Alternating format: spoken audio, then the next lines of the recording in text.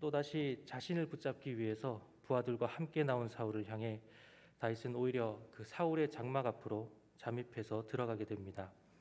하나님께서 모두를 잠들게 하심으로 이 다윗과 그의 부하 아비새는 어려움 없이 사울에게까지 이르게 되었습니다.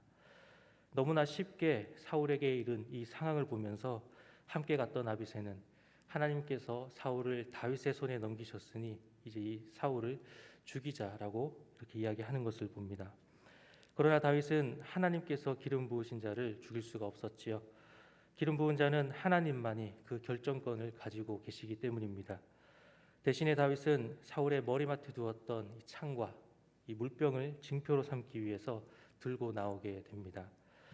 오늘 말씀에서 이 사울의 창과 물병을 들고 나온 다윗은 이 진에서 사울이 있던 진에서 조금 거리가 떨어진 곳으로 나오게 됩니다. 거기서 이 아브넬을 향하여서 사울의 부하인 아브넬을 향하여서 소리치게 되지요. 15절 말씀에 다윗이 아브넬에게 이르되 내가 용사가 아니냐 이스라엘 가운데에 너 같은 자가 누구냐 그러한데 내가 어찌하여 내 주 왕을 보호하지 아니하였느냐 백성 가운데 한 사람이 내 주 왕을 죽이려고 들어갔었느니라 라고 말합니다. 이때까지도 사울 쪽에서는 다윗이 다녀갔다라는 사실을 아무도 모르고 있었던 것 같습니다. 이에 대해서 다윗은 사울을 지키고 보호해야 할 가장 큰 책임이 있는 이 아브넬에게 자신의 직무를 제대로 감당하지 못하고 있다라는 것을 책망하는 것을 우리가 보게 되지요. 더 나아가서 아브넬은 자신의 역할을 감당하지 못한 것은 이 죽음에 해당되는 아주 큰 죄라고 이야기하고 있습니다. 하나님의 기름을 부음 받은 사울을 지키는 것은 더욱더 중요한 일이겠지요. 그럼에도 그것을 제대로 수행하지 않고 오히려 잠들어 있었던 이 아브넬을 다윗은 계속해서 지적하고 있습니다. 그러면서 다윗은 자신이 가지고 나온 이 사울의 창과 물병을 보여줍니다. 자신이 사울을 죽일 수 있음에도 불구하고 그렇게 하지 않았다라는 것을 증명하려고 하는 것이지요. 이미 전에도 굴 속에서 용변을 해결하기 위해서 굴 속에 들어온 사울을 죽이지 않고 그 옷을 베어서 그것을 징표로 삼았던 다윗입니다. 오늘은 이 물병과 또 창을 통하여서 자신은 이 사울을 죽일 의사가 전혀 없다라는 것을 다시 한번 증명하고자 합니다. 아브넬을 향하여서 비난하는 다윗의 목소리를 듣고 이 사울이 장막에서 나오게 되지요. 그리고 다윗이 보인 자신의 창과 물병을 보게 됩니다. 이를 보고 사울은 내 아들 다윗이라고 말하는 것을 우리가 봅니다. 이미 앞에서 자신의 사위였던 것은 맞지만 그러나 그 딸을 다시 다른 사람에게 시집 보냈습니다. 그런데 오늘 다시 다윗을 향하여서 아들이라고 하는 것은 그만큼 사울 자신이 다윗이 자신을 해치지 않았다라는 것에 대해서 굉장히 놀랐다는 것을 우리가 볼 수 있게 됩니다. 자신을 아들이라고 말하는 사울을 향해 다윗은 다시 한번 자신의 결박을 주장하고 있습니다. 만일 사울 왕이 다윗을 해하는 것이 하나님의 뜻이라고 한다면 자신이 제물이 되겠다라고 말합니다. 그러나 그것이 아니라면 자신은 죽을 만한 악이 없다라는 거라고 이야기하고 있습니다. 또한 다윗은 자신이 메추락이나 이 벼룩 같은 하찮고 미약한 존재이고 그 함께 대항할 왕에 대해서 대항할 의지가 없기 때문에 더 이상 추격을 멈춰달라라고 호소하고 있습니다. 이 사울을 향한 다윗의 호소는 결국 사울이 자신의 허물을 고백하게 만드는 것을 우리가 보게 됩니다. 21절 말씀에 이렇게 말씀합니다. 사울이 이르되 내가 범죄하였도다. 내 아들 다윗아 돌아오라. 내가 오늘 내 생명을 귀하게 여겼은즉 내가 다시는 너를 해하려 하지 아니하리라. 내가 어리석은 일을 하였으니 대단히 잘못되었도다 하는지라 라고 말씀하고 있습니다. 사울은 자신의 잘못을 인정하지 않을 수가 없었습니다. 지금까지 자신을 죽일 수 있음에도 불구하고 살린 것이 두 번째이지요. 그럼에도 다윗을 죽이기 위해서 계속해서 집착해왔던 자신의 모습을 돌아보게 되었을 것입니다. 사울의 말을 들은 다윗은 사울 왕의 창을 돌려보내게 됩니다.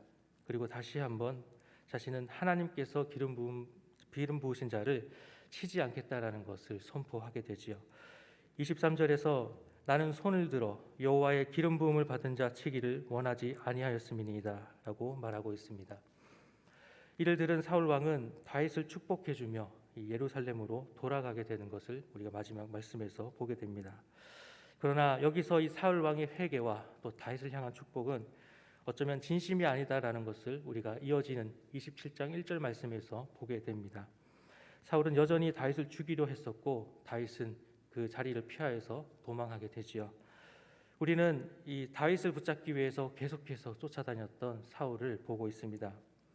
자신의 이 왕으로서의 일은 손을 놓고 오로지 자신의 왕위를 위하여서 다윗을 계속해서 쫓는 데에만 집착하고 있었습니다.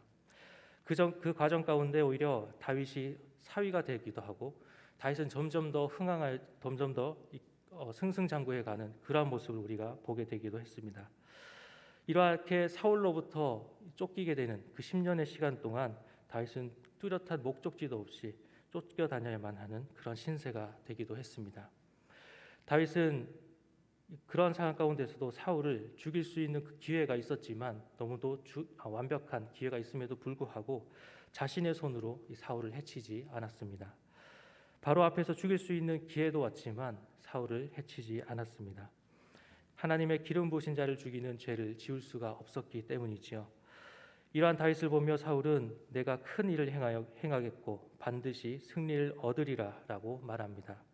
자신의 적, 이 원수로부터 축복을 받는 이 모습을 다윗의 모습을 통해서 성도의 모습은 어떠해야 하는지를 우리가 한번 생각해 보기를 원합니다. 다시 한번 사울을 살려준 다윗의 모습은 악에게 지지 말고 선으로 악을 이겨라라고 하는 그 말씀처럼 우리가 계속해서 우리에게 악하게 행하는 그 자들에게도 우리는 선으로 이겨야 한다라는 것을 다시 한번 생각해 보게 됩니다. 다윗이 사울을 죽였을지라도 우리 인간적인 생각으로는 이해되어질 수 있었을 것입니다.